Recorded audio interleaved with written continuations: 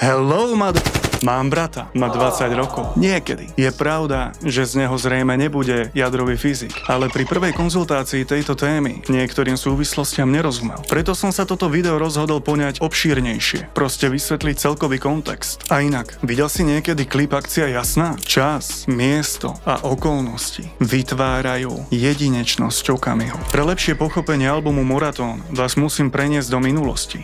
Toto je ilustrácia doby, ktorej násilné pozadie odsudzujem a pozostalým patrí úprimná sústrasť. Pokiaľ si roky 2004 až 2006 pamätáš, čo ti najviac pripomína tie časy? Za mňa sú to staré grafity. Bratislava Petržalka, jeseň 2004. Pred prevádzkou MKM zastrelia Petra Čongrádyho, verejne spájaného so Sikorovcami. Bol to ich boss. Strelec vyčkal, kým vystupoval z Mercedesu. Bola to chladnokrvná poprava za bieleho dňa. O 2 mesiace neskôr, pred Boston po konflikte zomiera Peter Kleman. Prípad bol spájaný s údajnými členmi skupiny Piťovcov. Dovtedy išlo najmä o vybavovanie účtov organizovaných skupín, avšak november 2005 to zmenil. Prichádza úder, ktorý šokuje celú verejnosť. Na Petržalskom Tyršovom nábreží po 8 bodných ranách vyhasol život študenta Daniela Tupého. Trestné konanie a vyšetrovanie žiaľ prebiehali roky. V takejto realite, 3 km od miesta tragédie pri Zrkadlovom háji, si predstavte rečnícky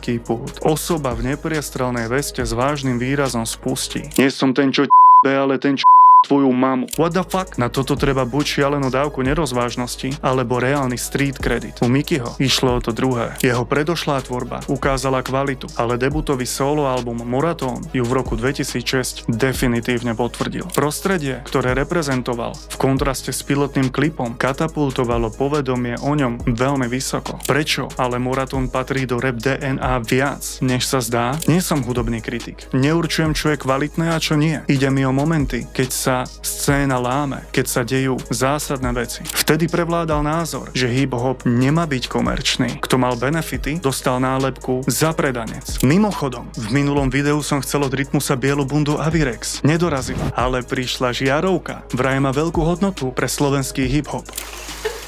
Všetko toto mám uložené.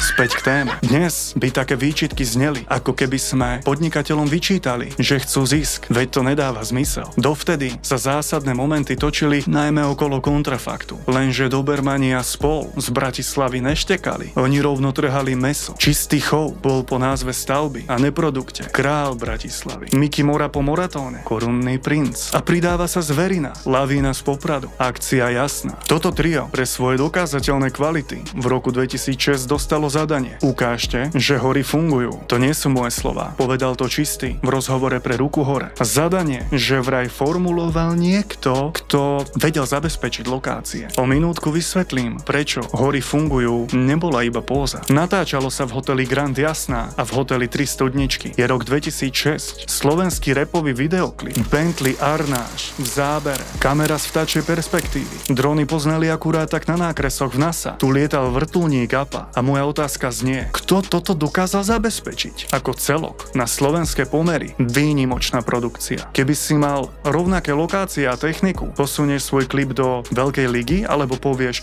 nie ďakujem, ja chcem zostať underground. Kto to videl na Musicboxe prvýkrát, mal pocit, že mu niečo uniklo a z tých chalanov sa stali cez noc svetové hviezdy. Lenže ako keby sme nepoznali Slovensko. Namiesto rešpektu prišla kritika, že sa nechali kúpiť. Podľa ich vyjadrení neboli honorovaní. Dostali iba priestory a zázemie. Teraz ideme na fakty, bez omáčky. Všetko z verejne dostupných zdrojov. Linky sú v popise. Za chvíľu prezradím jeden fakt o Jasnej, ktorý väčšine divákov unikol. V roku 2006 spadali Grand Jasná a 3 studničky pod Jasná Nízke Tatry AS, predchodcu dnešnej Tatry Mountain Resorts AS. V roku 2009 prebehlo premenovanie na TMR. V tom čase mal nad spoločnosťou rozhodujúci vplyv G1 Investments Limited cez väzby na prvú garantovanú akciovú spoločnosť. Súbežne sa do širších štruktúr zapájali aj fondy skupiny JNT. Počuli ste dobre? Dobre, JNT. Podrobné mená, percentá a dátumy nájdete v popise videa. Preložené do normálnej reči, nebol to kamoš, čo požičal hotel na víkend. Bola to infraštruktúra veľkej akciovky. Valné zhromaždenie, dozorná rada, predstavenstvo, hotelový úsek. V tom období pôsobil ako predseda predstavenstva pán Igor Rataj. Operatíva hotelov bola v rukách interného manažmentu. To, či chalani mali alebo nemali profit, je druhoradé. Podstatné je, že veľké finančné skupiny chápali, že hip-hop je tu a dali mu zelenú. Odkaz pre kanály, čo len prepisujú tracklisty a dávajú hviezdičky. Nestačí hodnotiť punchline, treba vidieť zákulisie, prístup k priestorom, rozpočtom a stolom, kde sa rozhoduje. Chalani využili atmosféru doby, ťah na bránu a firemné zázemie, ktoré bežný reper nemal. Hory fungujú, nebola póza, ale realita schválená mašinériou. A preto tento moment patrí do rap DNA nielen kvôli hudbe, ale aj kvôli tomu, kto bol mimo záber kamery. Bolo to prvé výrazné prepojenie biznis sveta s hiphopom na Slovensku. Počkaj.